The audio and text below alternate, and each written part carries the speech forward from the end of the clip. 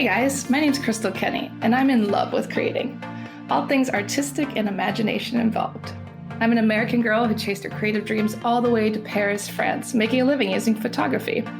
This podcast takes you inside the stories of all the artsy folks I've met along the way and gives you that extra push to discover your creative gifts. The desire to create is deeply inside each and every one of us, and I give you the tools and inspiration to find a new way of living a more creative life. This is La Vie Creative, the podcast.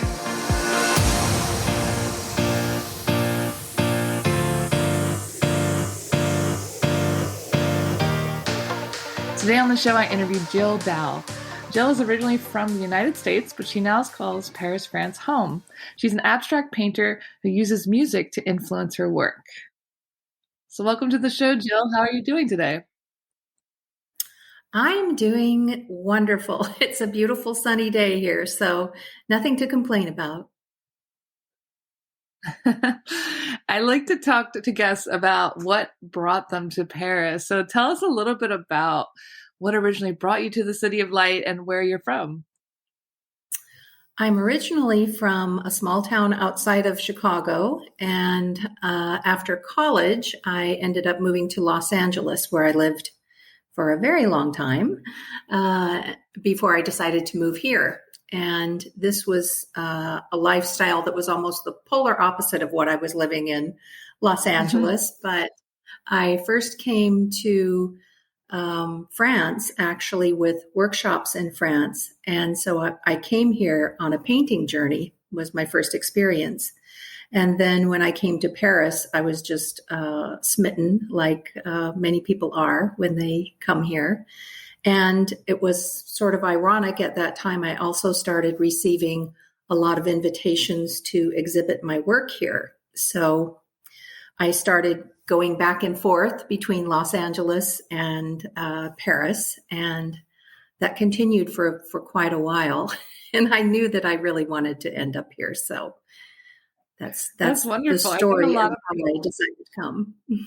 Yeah, a lot of people like to dip their toe in and just see, oh, I don't speak French, or I don't know anything about France. Like, how could I move there?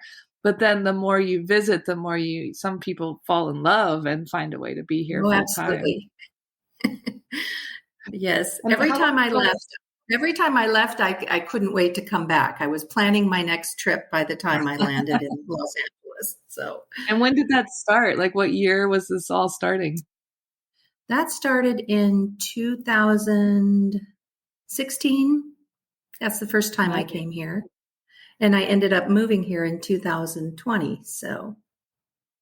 Oh, wow. You moved there right before the pandemic. What a time. In the middle of the pandemic, actually, is what I moved. Yeah, so that means you really love Paris to move during such a turbulent time. Well, it was really fortuitous that I found a week where I could just kind of slip through and come here. I was originally coming in March, and that wasn't possible. So I ended up coming in May, but I just hit that sweet spot of the week that was possible for me to come. So I was really happy to be here finally. And talk a little bit about like what it was like to work during that time, because we were all in confinement, things were closed. Were you still finding inspiration to paint? Well, it's pretty easy for an artist in that situation because, you know, my work is to spend my time painting. And so having that kind of that inner inspiration, having a makeup that's kind of wired that way, it really wasn't as jarring for me probably as it would be for a lot of people, because I just could lose myself in painting during that time, which was great. Yeah. Yeah. I think a lot of us artists are recluse anyway. We just like to be alone and do our work. I think that's definitely the case here. And so you studied music, but now you work as an abstract painter. Tell us a little bit about that story. Well, I've always been a creative person, and music was my first love, and that's what I ended up getting my degree in college as a singer.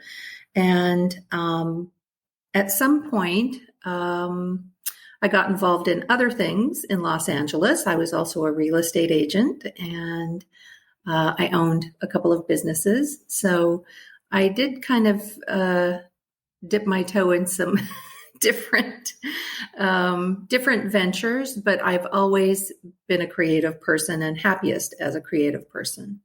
And when I Yeah. decided when becoming a visual artist was sort of an interesting transition for me, because I woke up one morning and had this overwhelming feeling that I have to paint.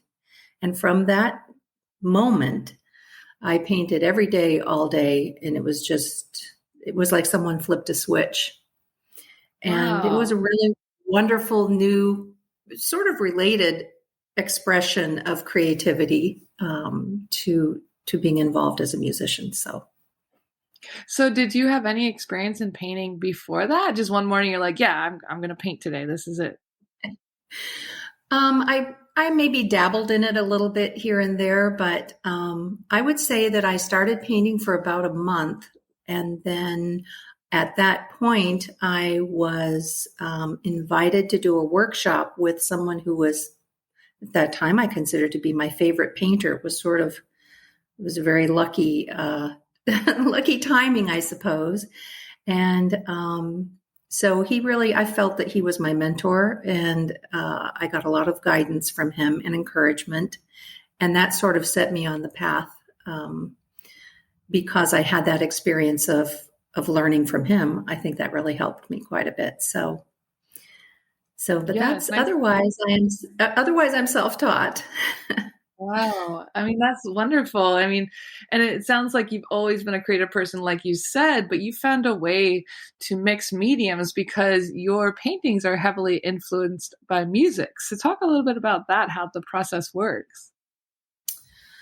Well, I love to listen to music when I'm painting, so that's not always the case, but just depending on the mood that I'm in, I suppose. But I feel that, of course, in painting and art, there's an aspect of it that's related to rhythm and movement. That's connected to the vibration of hearing music. So even if it's, I guess, even if it's inner music, right? But um, so yeah, that's one of the elements of painting that I find connects to music is movement and rhythm. And as an abstract painter, there's a lot of opportunities to work that into the process. Yeah, So. and it really obviously changes your whole work because you're kind of mixing mediums in a way. Is there a genre of music you prefer to listen to? Do you just wake up and you're like, I'm in the mood for pop or orchestra or classic music? Like, which genres do you usually use when you're painting? Um, well, I probably do follow my mood a little bit, and I would say that what I paint is usually the same mood as the music that I would be interested in listening to that day. But I love listening to jazz, and I listen to classical music. Um, Sometimes I listen to rock. I'd say probably jazz and classical the most, uh, because there's a lot of room for improvisation, which is also an element that transfers into painting. So the kind of painting I do, at least. Mhm.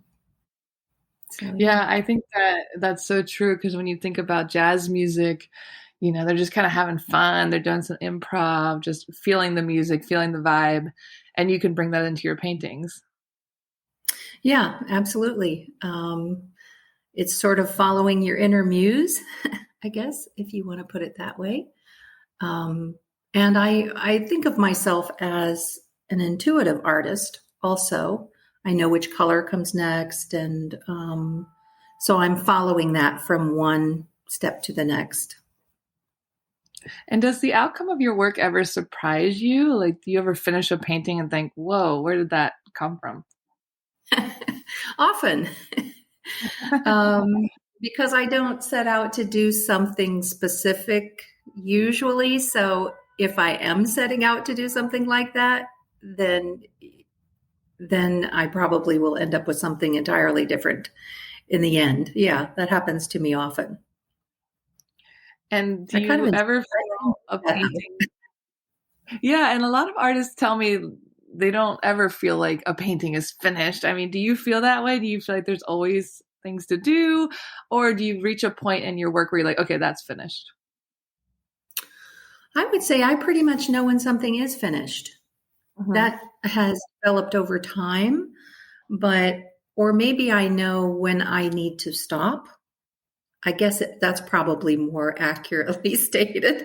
Maybe there's something else that could be done in some cases, but when I'm in the process and I sometimes know that it's best to leave well enough alone, or I know that that's the point to stop. Yeah. But I think that kind of comes with experience from doing it, a lot. So um, then I can move on to the next thing. So. And how has your work changed since moving to Paris? You've been there for about 3 years now. You lived through the pandemic. Has your work evolved? Has it changed from being there? Well, I'm sure that it has. I think any experiences that you have somehow end up on the canvas. Um, I mean, even everyday experiences, it's just the things that you take in. So for me, I think that the colors I'm gravitating toward probably have changed a little over time.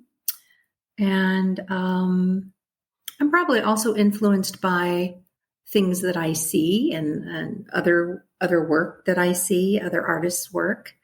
So yeah, I'm sure that it has evolved. It'd be hard to kind of describe how as an abstract painter, um, but it's probably my knowledge of the colors and things that I'm using that's changed a little.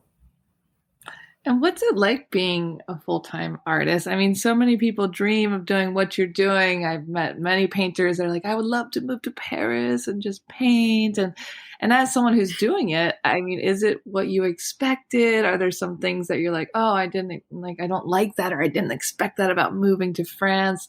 Or is it everything that you dreamed? Well, it does sound like the dream, right? Living the dream. um, Exactly. I think there are positive surprises and then some not so positive ones. Anytime someone is um, working through their creativity for a living, it's almost embracing a different set of values than other people live with, because your priorities are just sort of pointed in a certain direction, and um, that would probably be the case no matter where I lived. But I find that Paris is a very suitable place for that to blossom for me, um, because people really do value art and culture here, and it's palpable for me. I think that maybe the only things I don't really care for so much are that is the amount of time spent on French paperwork. I would say that that's a deterrent. But I love living here. I think it's a wonderful adventure, and I like the concept people have of the work-life balance. Things are just skewed a little bit differently here. People have different priorities that I feel I align with. So, um, being a painter here it's a little different experience than in the United States, or at least than the experiences that I've had. But it's definitely fun to do the big events and then to work with some galleries, that sort of thing. Um, but artists always have to kind of create their opportunities as well, because the art world is evolving just like every other every other aspect of life. So Yeah, yeah, you I've have to enjoyed. hustle. Yeah, yeah. You have to think. you have to think of ways to present yourself. You have to be creative in that aspect too. Um, Yeah, you wear but many that would, hats as an artist. yeah, exactly. That would be the case anywhere, I think. But things are just a little bit different here than they are in the United States, and it's just making those adjustments, and that's happened over time. So, Yeah, it's normal for any place, and I think Paris is particularly special. In it's hard to describe, but it is a very difficult place to immigrate to. It can be very lonely. There's some major cultural differences between Americans and French people, but also a lot to learn from each other. But yes, I've heard many people say, it's so lonely in the beginning, and it's really hard to figure out like how to exist in that culture and learn that. But that's part of the adventure and the evolution of who you are. But you mentioned something about values, the difference between artist values and maybe like someone having a 9 to 5 job. Can you talk a little bit about those values as an artist? well, if your ultimate goal for the day is to finish a large painting, you might do that in lieu of, um, I don't know, maybe attending to something else that people who are working in a more traditional uh, time structure, that kind of thing is a little bit different. Um, hmm, that's a good question. I guess it's just living in a little bit of a different world, but that seems to be very comfortable in Paris or in France for an artist. Um, and I think maybe part of that is, in France, people aren't just living for their job. Their job Yeah, isn't everything. So I think that has a lot to do with it. for And as far sure. as loneliness, I mean that is the case for I meet a lot of expats, and that's definitely the case for anybody immigrating to another country. But as an artist, there's a built-in network of community of other artists. So, and I mean, myself as an artist, I'm pretty self-contained. So loneliness is never really an issue for me. But, acclimating to a different lifestyle, I guess that that has been a challenge as it should be, because it's different. So that's Mhm, part of the fun mhm. too. Yeah, that's part of the fun, exactly. And is there something you would go back and tell your younger artist self? Hmm.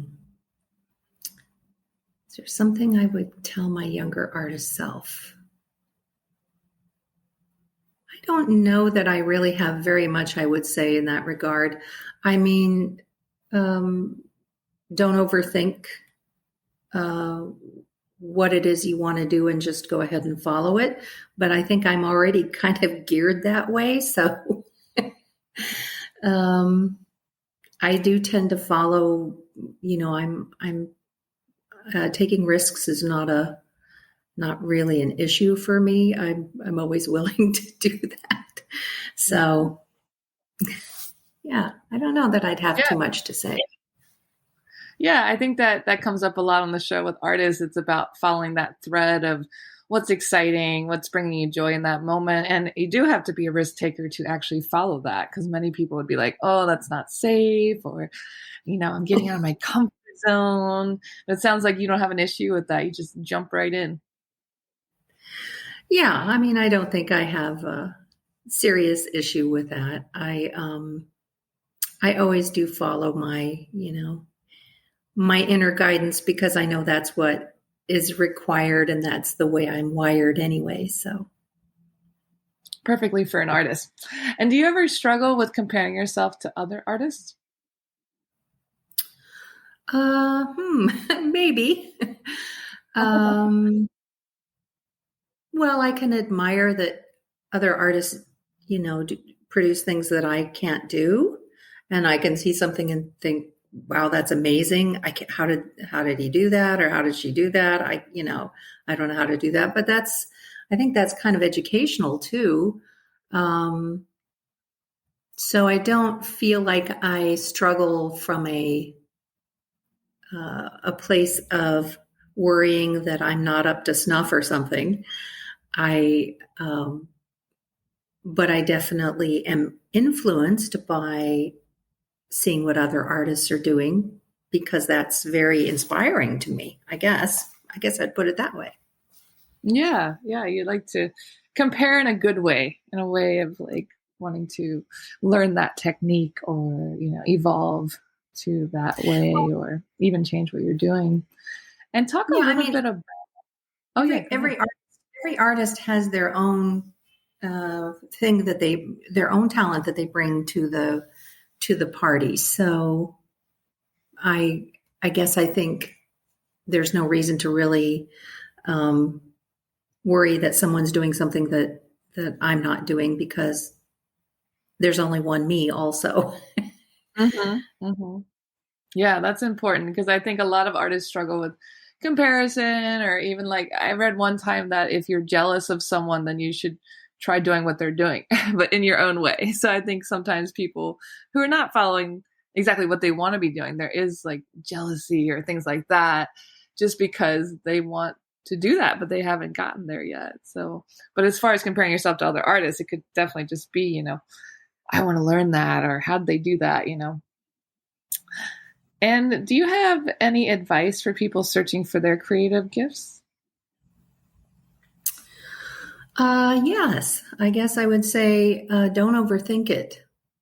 Mm-hmm. Um, sometimes it's very easy for people to allow some elements of perfectionism to kind of sneak in, and that can kind of keep you from just going forward and seeing what you can really do. So I know sometimes people will stop themselves, sometimes even before they begin. But most people that I know who are not artists, but they want to stretch a little and find out something about their creativity, they feel really good once they get involved in it. So um, yeah, I think it just to allow yourself to be in the moment and to have the experience and take the judgment off from beginning to end, actually. Yeah, I think that's that's great what I advice from beginning to end. Yeah, because we always worry so much about what other people think. And definitely, if you just let that go, you can produce better and actually enjoy your work. or people And worry in, that they might worry that they don't know how to do something. yeah. And and so just not even do it. When I first started painting, maybe there was some specific thing I was trying to paint, and I would paint everything else around it because I didn't want to attempt it yet. I didn't want to mess it up, but it's good to just get past that point and just move forward. Yeah. Yeah, definitely. You avoid the things that you want the most sometimes, even in a painting, you're like, Right. oh, I can't approach that today. And how do you define creativity in your own words?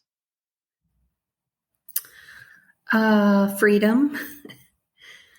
And well, I think that's exactly how I would define it. Creativity to me is freedom, and also I would equate freedom with happiness. So and there's also a sense of peace that comes through creativity. So those are the words that kind of um, resonate with me around creativity. Um, I like the idea of not being defined by, well, by culture, by myself, by the work I'm doing. I like to have that ability to improvise and to come up with something that didn't exist before. That's a good feeling. I like that. Yeah, creating something out of nothing and just taking all that pressure off yourself, just like you said, freedom. Yeah, And it's talk definitely a little bit the hustle of getting into galleries in Paris. I mean, I imagine a lot of people are curious about how does that work? How do you get your paintings in a gallery in Paris? Well, I suppose that can work a lot of different ways. There are galleries that kind of help certainly international artists kind of get their foot in the door, and that can be kind of helpful for someone who's trying to do it from the beginning of coming here. After a while, it seems like gallerists start to know your work, or event organizers. You get to know a lot of people, and I think that kind of has a great impact on your opportunities. And also creating a body of work that people kind of recognize as something you could have produced. Like, oh yeah, that looks like, she did that or he did that. So it's really, it's almost like staying with it, I think, with creative pursuits. If you continue to immerse yourself in your process and also in getting to know people in the industry, things do tend to evolve. So, yeah. Yeah, I think that's great advice. It's all about networking. It's all about people connecting and creating something that's recognizable. Mm-hmm. And what do you hope to do with your own work? How do you hope to influence the world in some way? Like, what is the final goal or destination with your work? Or is there one? I don't know if I would say there's a goal regarding my work. I know what I want people to feel when they experience my work. I want them to feel uplifted. I want them to feel that they feel happy when they look at it. I guess whenever someone tells me, this makes me feel really good when I look at it, or this makes me feel happy when I look at it, that feels almost for me like the ultimate compliment, because it's nice to help people have that shared emotional experience. And since painting makes me so happy when I'm doing it, I'm always hoping that translates to people when people are viewing it. I don't know if I could say anything beyond that. I think it's just a continuing process for me. So. Yeah, I think that's really beautiful because you want it to be a shared joy. Like, this has brought you joy and you hope that it brings other people joy. Right, exactly. And I think that's a great note to end on. Where can people connect with you online, see your work, and chat more with you? My website is a good place to check out my work, and that is jilldowellart.com. And also Instagram is a great platform for artists because all their visual work is in one place there that you can scroll through easily. So that's also Jill Dowell Art, my Instagram handle. So those are probably the two best places I would recommend to look at my work online. Perfect. Thank you so much, Jill, for chatting with me today. And I can't wait to see what you'll do next. Oh, thank you so much, Crystal. Thanks so much for tuning in to La Vie Creative. You can find more information on MissParisPhoto.com. And if you enjoyed this show, please feel free to share and spread the word for all my creative guests. We have the power to help them to keep doing what they love. See you next time.